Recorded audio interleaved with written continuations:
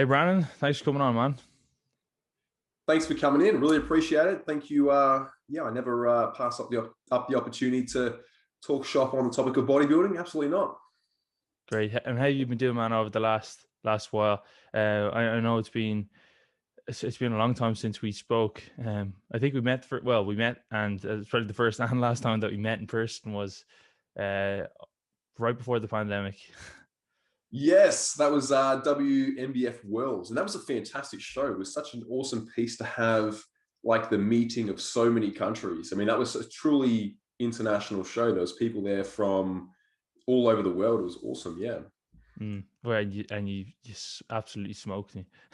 It was the end of my competitive season, and it was like probably my worst showing. A very very long season, but yeah, you looked amazing, man. Um, that was the end of your competitive season that year as well, right? Yeah, essentially, I did one more show after the WNBF Worlds, and that was in Portland. And it was a bit of a basically when I booked my trip to the US, I just went and booked 3 weeks, and I just wanted to hit 3 shows over 3 weekends. And I definitely knew I wanted to hit the INBA Universe and the WNBF Worlds. And I just found another show the next weekend, which happened to be an OCB show in Portland. And I didn't know much about the geography of the US. So I didn't know Portland was a bit of a there's not much happening in Portland. So I did that show, but it was a rather disappointing show. I wanted to really challenge myself and go up against the best, and that's why I went to the universe and to the WNBF. So I had one more show, but pretty much the Mm, last show was the WNBF. That was the last big one. yeah. So for those who don't know you, do you want to intro a little bit about yourself? I know we just kind of jumped into your competitive season, but maybe some people don't know who you are. Yeah, absolutely. So my name is Brandon Kempter. I'm based in Australia, and I have a company called BK Conditioning, and I specialize in preparing drug-free bodybuilders for the stage. In particular, within physique sports, in particular, bodybuilding and physique slash figure is kind of my game. And you're a pro in some organizations, right? A pro bodybuilder. Yeah. Alongside that, yes, I am a INBA pro and a ICN pro. Nice. I remember when I was talking to a friend a couple of years ago, and I was talking about pro natural bodybuilding. He was like, "How much do they get paid?" Because you're like pro. It's pretty funny. So it's like you get a salary of like 100K a year. Um, but yeah, Basically, it's months. That's about it. yeah. It's the same for a lot of sports. I mean, um, yeah. So I guess the topic today we want to chat about is like how do you set up a contest prep? I know that this is a topic that I've talked about before on the podcast. Can't remember the episode number, but it was a good while ago with Peter Fishin, I think it was. But everybody's different. So I guess to start with, the first question is how many weeks out would you like either with yourself or with the people that you work with, would you start a contest prep? I know a lot of people we see within the kind of open or untested bodybuilding pretty short preps and pretty dramatic transformations within that time. But then in Amazing. in natural bodybuilding, it's typically quite longer, quite a bit longer. Yeah. Yeah. Look, I definitely agree. There's quite a difference in the contest preparation duration and the result that we can create between obviously natural and enhanced. Look, the specific duration of a contest preparation obviously comes down to the starting position for the athlete and the conditioning requirement for the athlete. Obviously, once we get into men's physique, bodybuilding, the conditioning requirements for the category are potentially infinite. Obviously, if we're in lower categories like men's fitness and females bikini, etc., then they need to be somewhat lean but not too lean. So it's hard to put an absolute on that, but if we were to put a generalized range on it, I would say somewhere around the 25-week mark would be sort of a general contest preparation duration for most individuals, occasionally a little bit longer. But from my perspective, once we get up to about 35 weeks, that really is the maximum duration to show, number one, that an individual should require to get contest ready. If they require beyond the 35-week realm, I would say that they probably didn't nail their pre-preparatory phase overly well, and perhaps they should, reconsider their season. So, yeah, I guess that's a good point. But then it's definitely easier for you and I. So for example, when I'm working with clients who are going to compete, I usually in my head kind of guess, okay, they're probably going to be this weight on stage, so it helps with the rate of loss, and yeah, exactly, essentially how fast we need to push, etc. But for people who are not on stage, and I remember when I first competed in 2013, I think it was, I thought I was going to be like 190 pounds on stage. And I think I was like 205 pounds or something like that. And then I ended up being like way lighter than that. Like I think it was 170 plus. I probably could have been leaner. And that's what a lot of people don't realize. They're like, yeah, I've probably got maybe 20 pounds to lose. And you're like, you actually got like 45. How do people kind of, or how do you guess that, I guess? Or is there any tools that you give to people that aren't coached to kind of guess? Look, I think not being coached is really, it just in general is a very challenging piece, particularly for first timers, because most first timers, just as you mentioned, will completely underestimate the volume of total body mass / fat mass that they must lose in order to reach top level conditioning. From a coaching perspective, there are occasions where I lean on a body composition assessment tool, like potentially a DEXA scan at the start of a contest preparation, just to use that as a means of formulating the contest preparation projections. However, like there are occasions where I use that. However, these days, for the majority of individuals I work with, I will use a visual assessment and I will use their body height as a reference. And from there, I'm usually able to estimate stage weight plus or minus a couple of kilos quite well these days. So usually I'll use that. I'll use an estimation 9 times out of 10. And to be honest, it's probably one of the best things to do. It's just guessing, and it just comes with, or at least what I think is, it just comes with experience. Because I don't know how I personally learned that. I guess just from following it and coaching and being coached myself for probably 10 years at this stage. It's just, but you need to kind of know that, because otherwise you're just like, well, how fast do I lose for this person, or how much do I need to go? So you'd mentioned a little bit about the kind of pre-contest preparatory phase. What exactly does that entail? Well, basically, the way I look at it when it comes to creating a good physique-orientated athlete, whether it's bodybuilding or an alternate category, is that it really should encompass 4 distinct phases. Obviously an off season, so gain muscle, ensure that we are a perfect picture of health, make sure our symmetry and proportions in check, and then from there we have a pre-preparatory phase, then a contest preparation, then a recovery phase. Now, the pre-preparatory phase in my views is simply a time where we do exactly that, pre-prepare the body for the contest preparation. And this is usually something that would occur several months before the commencement of the contest prep.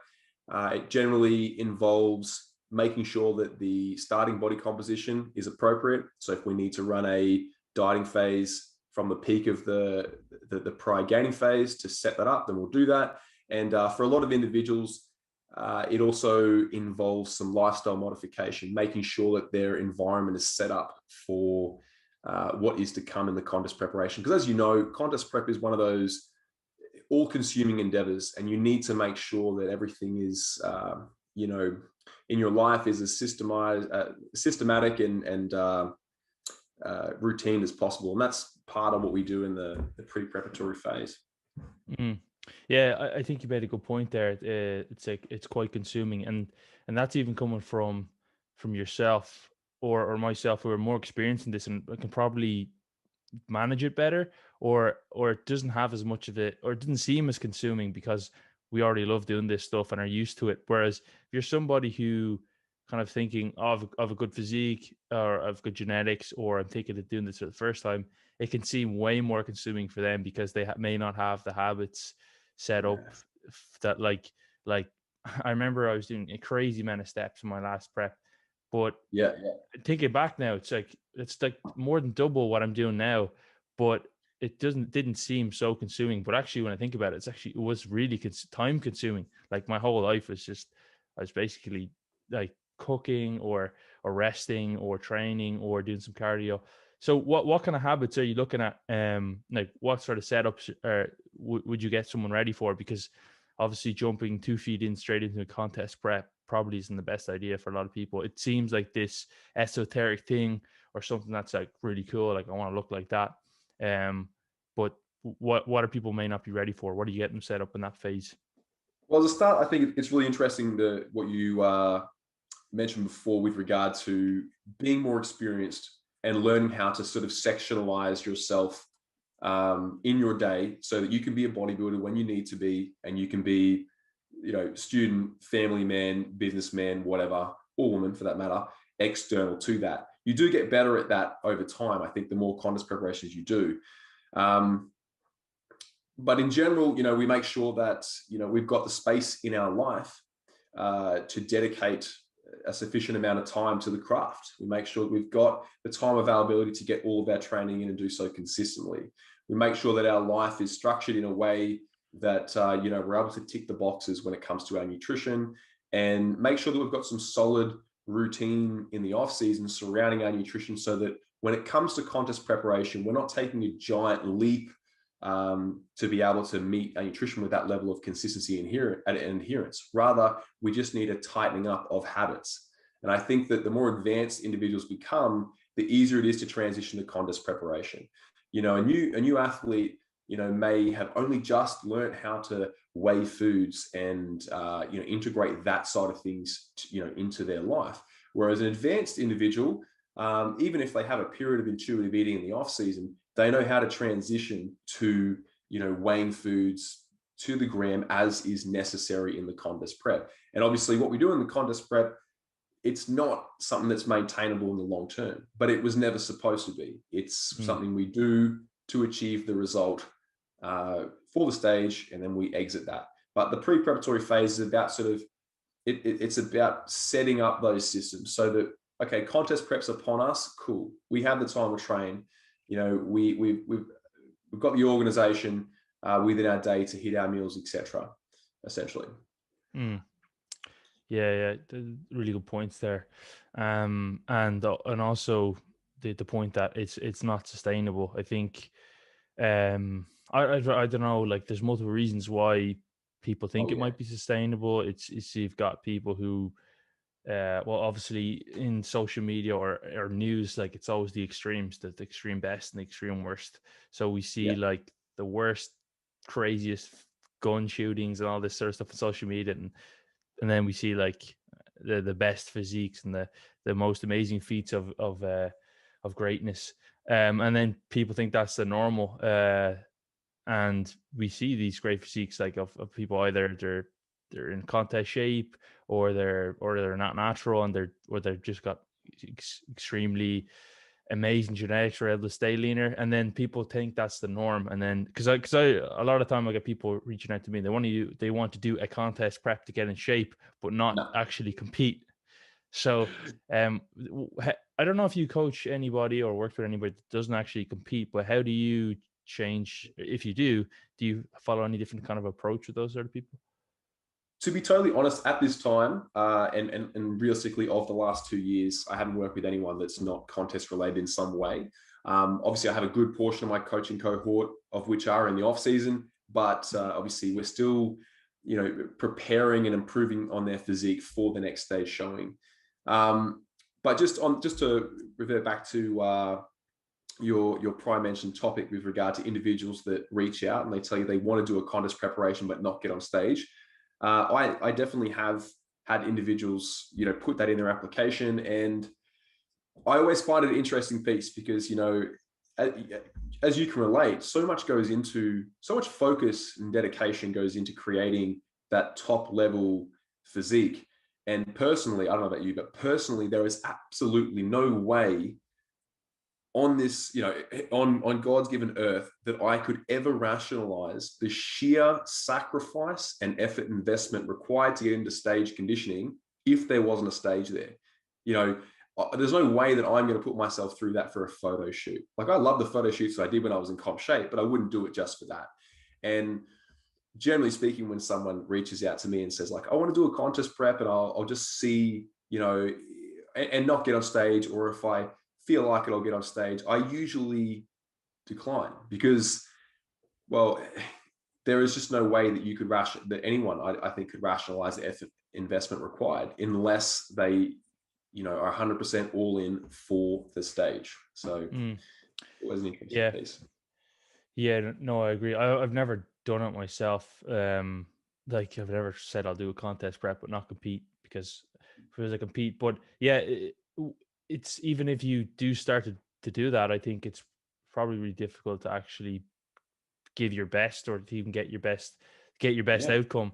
Like, even now, like, the shows that were in Ireland were cancelled, gyms are closed. Like, it's so much more difficult to kind of motivate yourself when you don't even know there's going to be a show coming, or anything like that. So yeah, I agree. And I do think, yeah, I've heard people say something like that. They'll do a contest prep for a photo shoot or something, but their like habits or their actions don't align with what's actually needed to be in a contest prep. And it's understandable, because you just said that it's not something that is really feasible or something that you can do. So yeah, it's a very interesting point. You can't give yourself an out. You have to go all in. And I think that goes for pretty much any really big goal you have, is you have to go all in. You can't have doubt in your mind. Otherwise, if that's an option, then when things get challenging, you will opt for that option over persevering and pushing through, discomfort. And, within contest prep, it's like we're saying, it's not a sustainable piece. But that is okay. I mean, if you had a goal, let's say a financial goal, and you had to work a 50-hour work week, you would do that. You would be able to do that for 10 weeks or whatever to achieve said goal, but you couldn't do it forever. Same goes with contest preparation. You can't do it forever, but that's okay. It's not supposed to be forever. It's only for the specific duration of the contest preparation. We're going to custom build this physique for the few minutes you're on stage. Maybe we're going to do it over a few weekends. And then as soon as possible, we're going to retreat back to a healthy body composition and get back to the business of building and, pushing into our off season. Yeah. I think it's because if you had like a Venn diagram, people think, and I'm not really sure why, but there is some crossover, but like health and being in shape, and then bodybuilding, contest prep, and they're like mutually inclusive. There's some overlap. Of course, you get fitter, or you get leaner, you do get healthier, and you look better, but they're not the sort of things you do to get in shape and stay, beach lean or stay lean forever. But that's the way a lot of people approach it. So true, yeah, I think that when it comes to health in general, it all comes down to of an appropriate dose. Extremes in whichever direction are not a productive piece. It's like being excessively fat is almost certainly going to come is going to come at a cost to your health. And on the opposite end of the pendulum, being very, very lean is not an overly healthy environment to exist in. Somewhere in the middle, absolutely, that would represent an ideal condition. So yeah. Anyway, we're getting a little bit off topic. So to come back to the contest prep. So what sort of rate of weight loss are you looking at? Do you divide that by, let's say we're going to stick with 30 weeks. Do you just say 30 weeks? Okay, they've got 30 pounds to lose, or whatever, 12 kilos.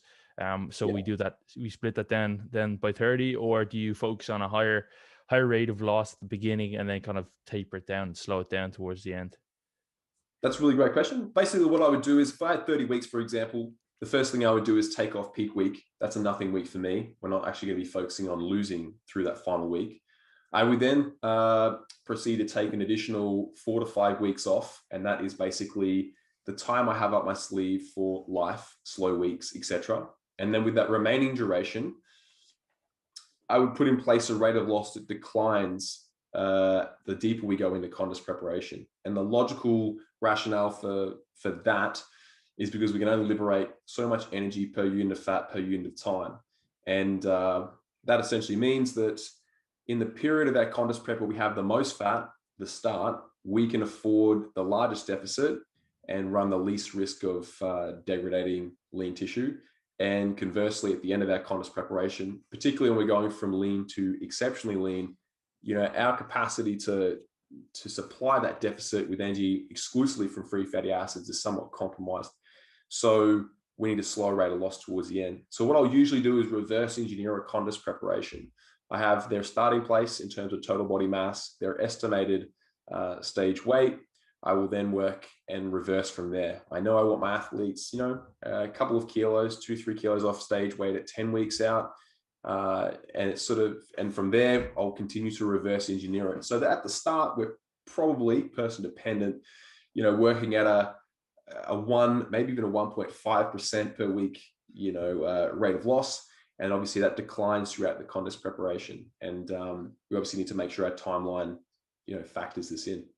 You made a really good point about the kind of factoring in time for life or whatever. Even across 30 weeks, it's like that's more than half a year. Things happen, things come up. And some weeks they just doesn't drop. It's a really good point. So what about then the deficit? Do you create that through diet or diet and cardio, or diet and some form of activity? Yeah, well, look, it'd be a combination of both, but it is person dependent, and it's largely dependent on the individual's environmental factors. So for example, if you're a sedentary individual like me, I work on my computer, I sit down for realistically a minimum 8 hours a day, more than likely longer.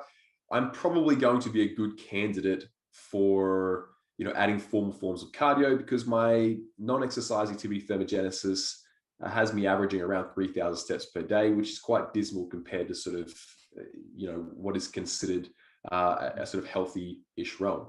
So aside from what I'm doing within my training, my activity, my PAL, my physical activity level is quite low. So an individual in my scenario, probably a good candidate for adding cardio when it's necessary.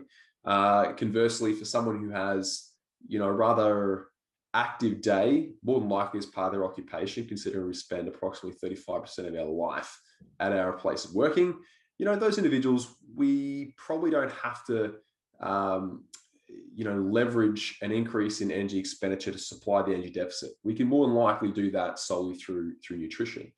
However, I will say this in general, particularly at the start of our contest preparation, I would prefer to make the diet work harder for us rather than add additional cardio, simply at the start, simply for the sake of being of less inconvenience for the individual / athlete, and because we have the ability to do so at the start.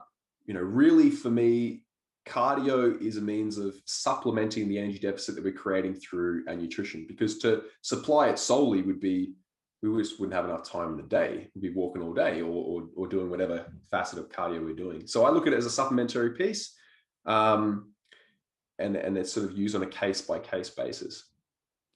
Would that be like step count, or like on the treadmill, or sprints, or something like that? These days, I generally recommend steps. Obviously, a step counter is an imperfect tool, but it is the best tool we have. And if we're using it, in a fashion of which most individuals do, then it's going to be accurate enough to get us in a ballpark. There are times where I have individuals that might work on a boat, for example, or ride a motorcycle to work. And those are occasions where, okay, the imperfections of this tool are going to be highlighted, and we might not be able to use it as effectively as we would others. But in most scenarios, it's going to be step output. It's a simplistic and convenient means of getting into a ballpark with our daily energy expenditure. So a motorcycle increases your step count, does it? Yeah. So Yeah. so I ride a motorcycle sometimes. If I ride or if I go on a jet ski, I'll get 10,000 steps just riding. So Yeah. It's like you yeah, got like 75,000 steps today. Good job. yeah. Cost me very little energy expenditure. Yeah, very very efficient. On the actual the topic of energy efficiency there, I've been thinking recently about like cardio and step count in a contest prep, and as you probably know, because you said you're doing a master's in exercise or sports nutrition, is Yeah. in the kind of endurance sports and like very high level when people have or suffer from like the relative energy deficiency, there seems to be potentially some sort of economic efficiency, whether it's through exercise or utilization of food or carbs and or not carbs of food, being able to like extract more energy from the food, or just being more economically efficient with the biomechanics of the exercise. It's not 100% clear, but that could potentially be happening when you get like very lean and you're doing a ton of exercise. So it's like there could be a point where it's like, yeah, you're doing more steps and or more activity, and yeah, of course you're lighter, so you're going to burn less calories. And then there's also that increased fatigue is going to mean decreased kind of neat outside the steps, so you're just moving around a Yeah. lot less, as you probably felt. But then actually in the steps or the activity itself, maybe you're burning less than you otherwise would if you did less steps as well. It's just something I've been thinking about and thinking I'll about tell you like in the what, future. just to dig into that, pull that apart a bit further, I would 100% agree that obviously there is a variety of adaptation that occurs in the body pertaining to energy conservation in the dieting condition.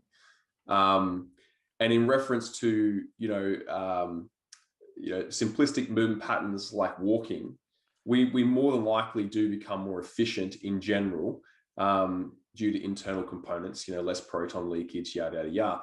But I could definitely say that I have experienced an alteration to my walking gait in within periods of low energy availability, so specifically contest preparation, whereby in my walking gait, I lift my feet less, so with less height in the swing phase, which makes me essentially appear more clumsy because I have this tendency to trip over things. And I think most individuals can relate to that. They're walking around in contest prep, and obviously the cost of locomotion is less as a product of moving less total body mass. That's one thing, but also, you're walking with a pretty weird walking gait. And like you said, also the compensatory behaviors in other areas of your day. I remember when I caught up in person, when I used to work with athletes in person, I caught up with one of my athletes at 10 weeks out. And when he was talking to me, he was leaning on my desk, standing there, like really leaning there. And, that's a great example of like, okay, that, this is subliminal energy conservation in action here. Like I said, do you realize you're leaning on this desk? He's like, oh, not really. But, things like that's going to save you a few kilocalories here, a few calories there, etc. And obviously that has a cumulative effect across your day. And I could also relate to, my daily chores as part of my house, running the household will be like mow the lawn every couple of weeks, etc. In contest prep, I'm going to look at that lawn and be like, nah, that can wait for another, 3 weeks. So those are all like compensatory behaviors that come into play as a product of energy conservation. Yeah. Yeah, well, I think I do that in the off season as well. See, my girlfriend's not too happy about that. So, but for me, I don't know if it's about energy conservation, more so just being lazy. But yeah, so it's interesting because like in other kind of sports, if you will, we're trying to kind of avoid these adaptations as much as we can. But in bodybuilding, you kind of have to. It's just as part and parcel of getting super lean. It's like with the guys leaning on the desk, you weren't probably saying, "Oh shit, we got to increase your carbs so you have more energy." It's just like, no, it's just part of the suck, like almost to get into contest shape. I think that is it's an interesting sport, and realistically, there's no other sport like it where an individual must present at such a low body composition.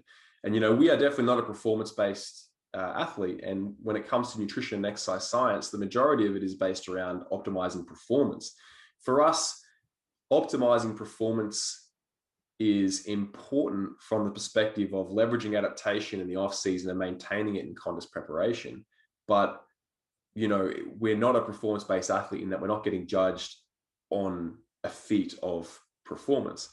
And, you know, when it comes to the adaptation we accumulate as part of the dieting condition, I think the goal is always to try and attenuate it as much as possible.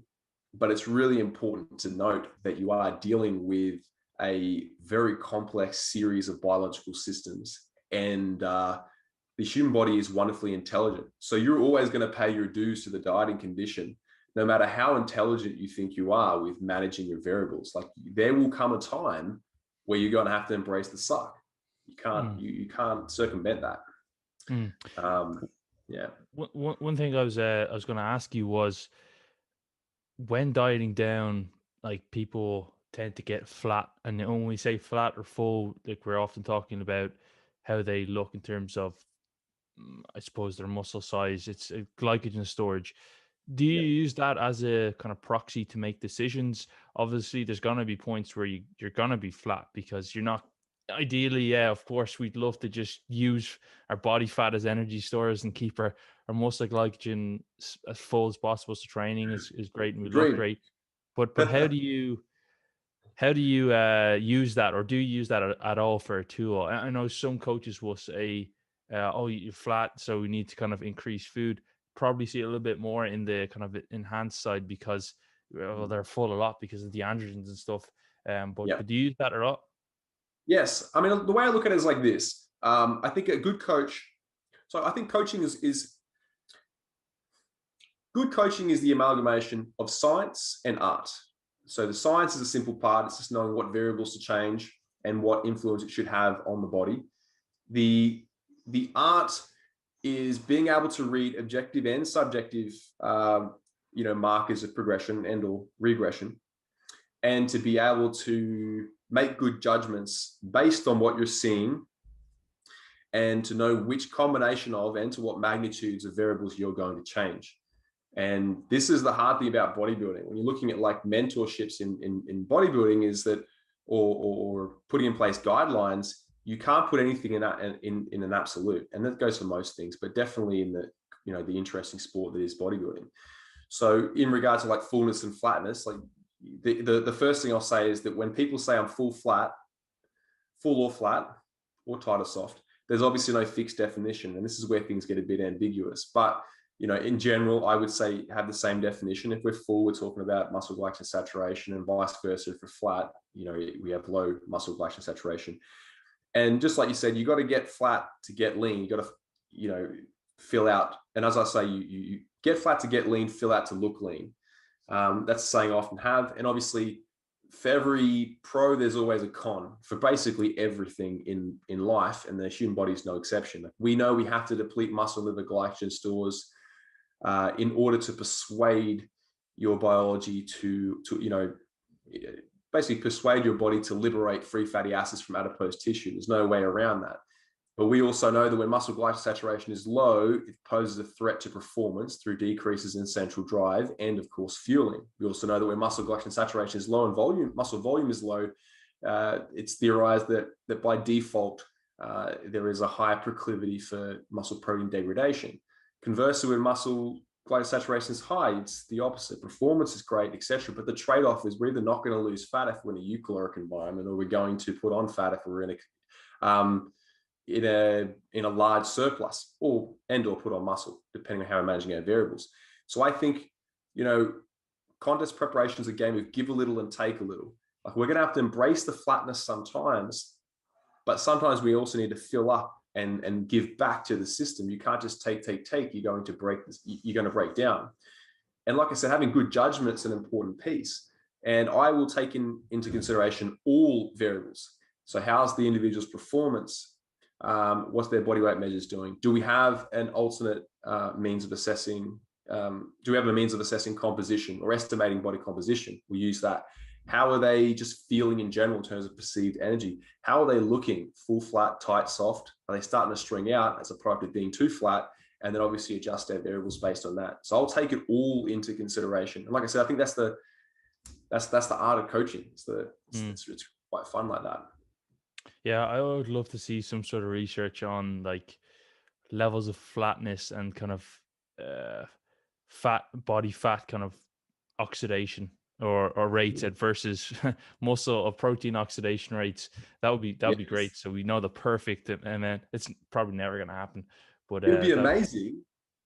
We just need a whole lot of funding, some willing participants who want to get multiple muscle biopsies, and a researcher who's willing to dedicate their time for really a really small subgroup of individuals like us who want to get really shredded and Yeah. maintain high amounts of muscle. I was actually listening to something about the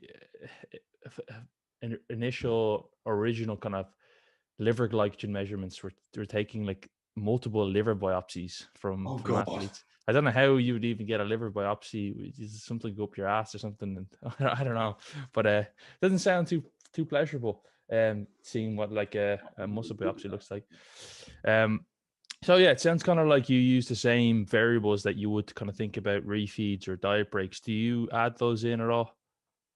Yeah, look, I do. I definitely add refeeds, diet breaks occasionally. It's sort of like as necessary piece. And when it comes to my approach, although I have a generalized system in the way I plan contest preparations, I really do feel out contest preps with each individual athlete just because there's so much heterogeneity in one's responses. I mean, that is essentially that. I mean, the laws of biochemical individuality state that each individual will respond differently to a set dose of whatever stimulus or a drug or nutrition intervention. So I really feel it out. So is it different for each one? Would you do like a 1 day, 2 day, 3 day? You don't have any kind of specific way you do it? Or what are you trying to look for in that? Is it more a psychological thing? Is it for physiological? Are you looking for weight drops, or do you use them when weight stalls, or is it all of the above? Yeah. So look, when it comes to refeeds, I will say this. I will say the majority of the individuals I will work with will their contest preparation protocol will have a refeed protocol of sorts. My logical rationale for that is less a matter of slowing down metabolic adaptation, because I think it's quite challenging to cheat the system. You're going to accumulate adaptation. I mean, maybe if we could slow it down a little bit, that'd be great. However, the current research doesn't indicate that we can really do that. But I will refeed more than anything for psychological benefit, and also to leverage some performance from it. And then from the perspective of psychological benefit, I think that, particularly for individuals who have done a contest prep before, you understand that it's not short, sharp, and aggressive. It's long and progressive. It's an arduous process, and it wears at you. And that's really where the utility of refeeds and diet breaks come into play. Generally speaking, I would refeed as a start once per 7-day period, so once a week. And then quite possibly as we get a little bit closer to the show, it might become beneficial for us to refeed with a 2 time per week training frequency, individual dependent, in order to top up muscle glycogen saturation to the point where we can get a bit more fullness to the physique and leverage the performance we want from its inclusion. And when it comes to diet breaks, obviously like a diet break, I mean, there's no real strict definition, but by definition, it's obviously a series of refeeds that span anywhere from sort of 7 to 14 days. I'd be very unlikely to run a 7 to 14 day duration of energy maintenance. I feel as though that's quite excessive and elongates the process, or perhaps a little bit more than it needs to be.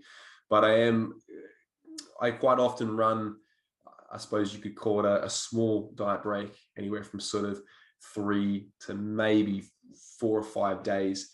And when I'd usually run that would be dependent on a variety of things. One would be if we have the room in our timeline, and 2 would be if the individual requires it.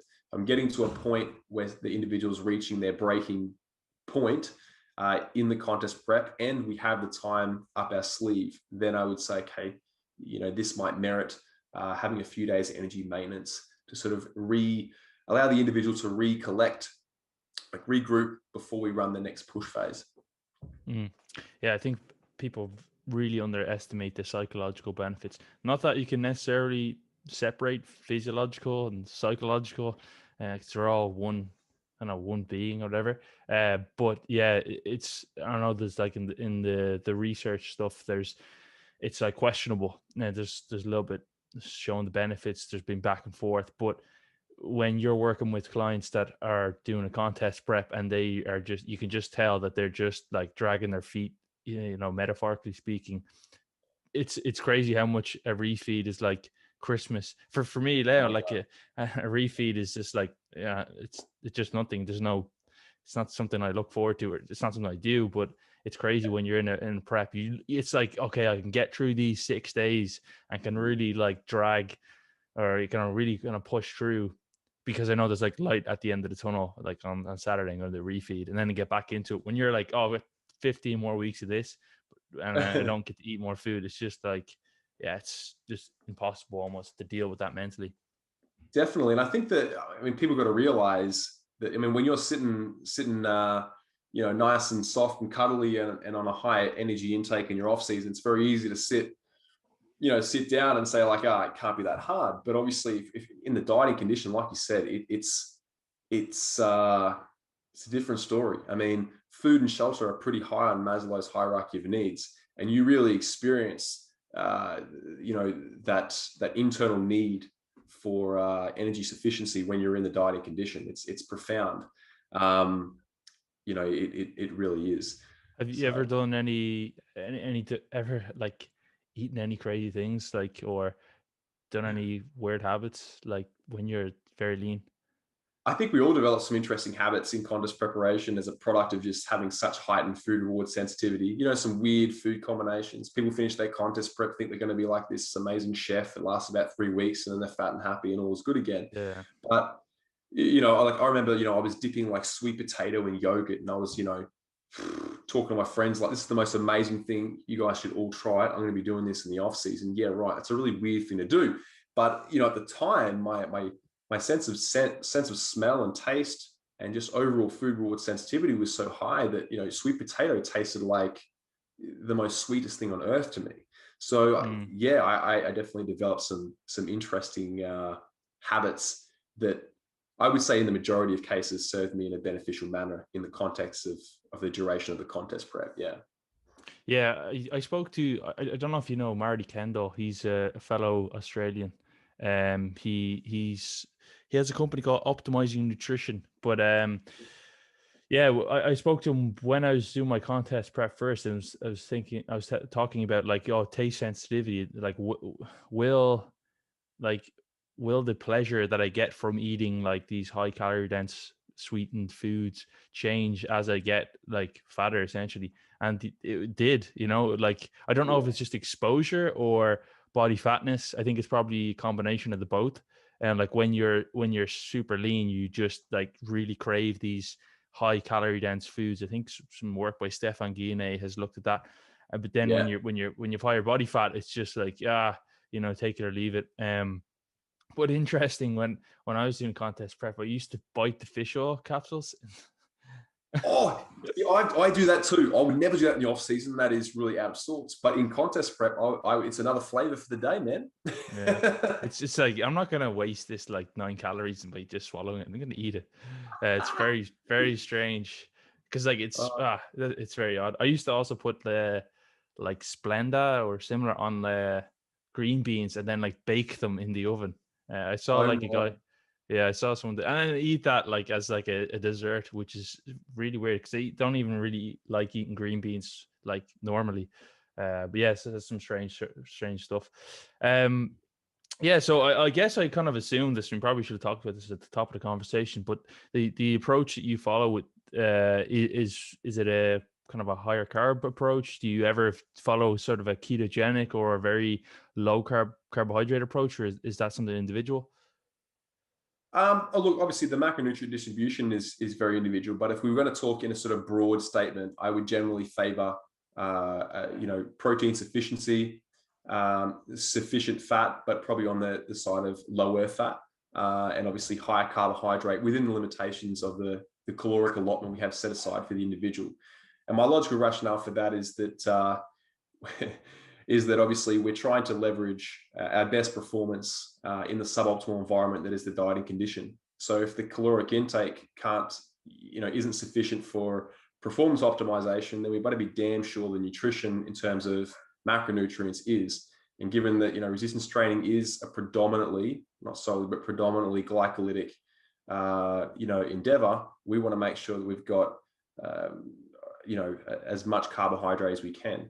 So that's the general sort of talking in a blanket statement approach that I have with regards to nutrition. I think a ketogenic diet per se, like a proper ketogenic split, low protein, high fat, very low fiber, very, very low carbohydrate, and by default low fiber, has its place in terms of therapeutic benefit for in some clinical situations. But in the context of a bodybuilder, I think it's a fantastic way to lose a lot of muscle mass. One, through insufficient protein, and two is just through dismal performance that will follow from that dietary intervention. Yeah, I agree. I think, well, one, probably a lot of people who try to follow it probably aren't in ketosis. I actually don't know anybody who's done a ketogenic diet for more than like 2 weeks. And then as you get leaner, everything compounds. So like if you're not actually in ketosis, but it's just a low carb diet, the hunger is probably going to be insane. The food volume is probably going to be very low. It just doesn't seem to make sense. Not to mention the potential for micronutrient deficiency. I mean, when you're looking at 5% of your total caloric intake come from carbohydrate, I mean, how much, what's your vitamin and mineral profile going to look like? I mean, we accumulate a good portion of our micronutrient intake from our vegetables. So, and fruit for that matter. So I would argue that over time, unless you're really intelligent with what limited carbohydrate you have, and you're really intelligent with your supplementation, it's quite likely you're going to end up with a micronutrient deficiency of some sort. And once you have deficiency at that sort of level, then your performance is going to be further compromised. A healthy body does not perform well. An unhealthy body rather does not perform well. So yeah, that's good points. So I think that's probably about it, Brandon. We're almost at time. So thanks for coming on. Where can people find more about you and the work that you do? Yeah, thank you so much for having me on. You can find me on Instagram. I'm not as active as I should be, but you can find me there at Brandon Kempter is my Instagram handle. Or if you search BK Conditioning, I'm sure I'll come up on there. Alternatively, you can find me on Facebook. I don't have a business page on there, but I am on there with my personal account. If you flick me a message, I'm always happy to say good day. Awesome. And when will you be back on stage? Whoa. When can you leave Australia? Well, yeah, pretty much. I'll tell you what, we do have a good circuit here in Australia, but obviously I would love to go overseas. So when we can do that, and when I finish my recent bout of study, which I'm always doing something that's, but when I finish this next bout, then I'll be on stage. I'm hoping, fingers and toes crossed, 2023, which will be my longest off season, but I'm sure I'll be able to bring something special to the stage at that time. Awesome, man. I'd love to see you on stage again. You bring Likewise. that conditioning. I'll see you at WNBF Worlds. All right. Thanks a lot, man. Thank you.